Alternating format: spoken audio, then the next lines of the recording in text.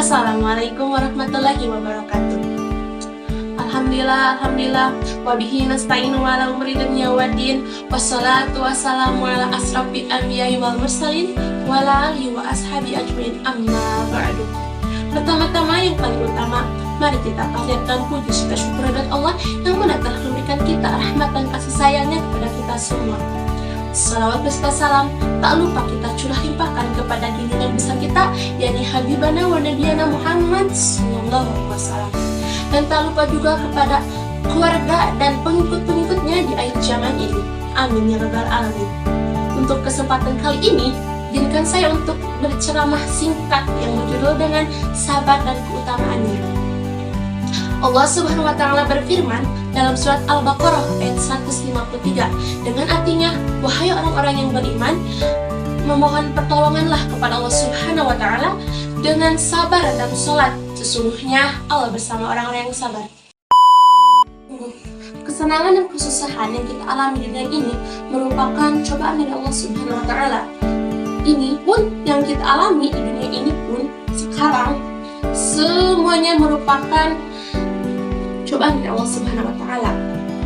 Agar kita mendapatkan kebahagiaan di dunia maupun di akhirat, maka kita harus memahami hakikat kehidupan, terutama bagi umat muslim semuanya,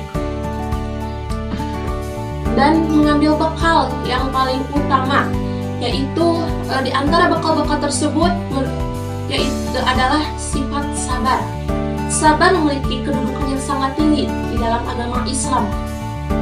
Sabar juga mempunyai kedudukan yang paling atas di agama Islam, yaitu sabar dalam menjalankan perintah Allah Subhanahu wa Ta'ala, sabar dalam menjauhi larangannya, dan juga sabar dalam menghadapi cobaan yang menerpa.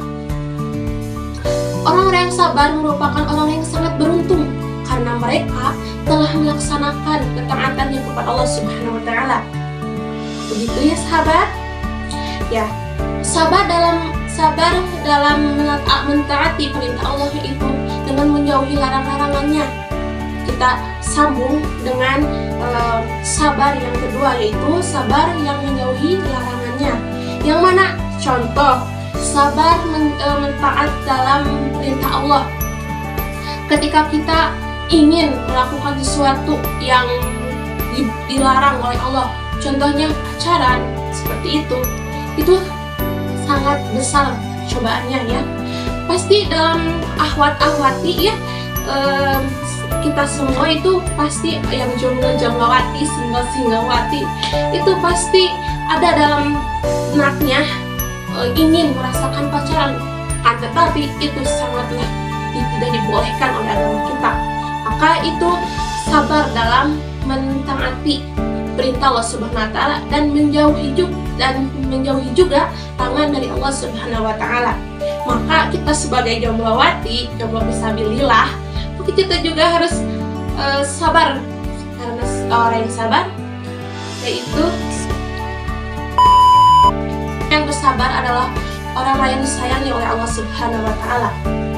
Kemudian Allah Subhanahu wa Ta'ala pun menjanjikan kepada umat muslim, bagi orang yang bersabar maka Allah akan melipat gandakan pahalanya ya, yang tidak dapat terukur.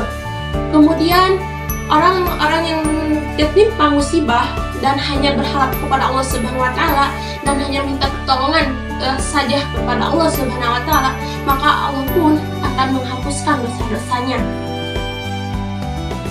Kemudian orang yang bersabar pun Allah akan mengangkat derajatnya karena ia telah melakukan mentaati perintah-perintah Allah Subhanahu wa Ta'ala itu dengan bersabar. Mungkin dicukupkan dari saya sekian. Akhir kalam, unzur mangkola wala tangzur mankola. Wassalamualaikum warahmatullahi wabarakatuh.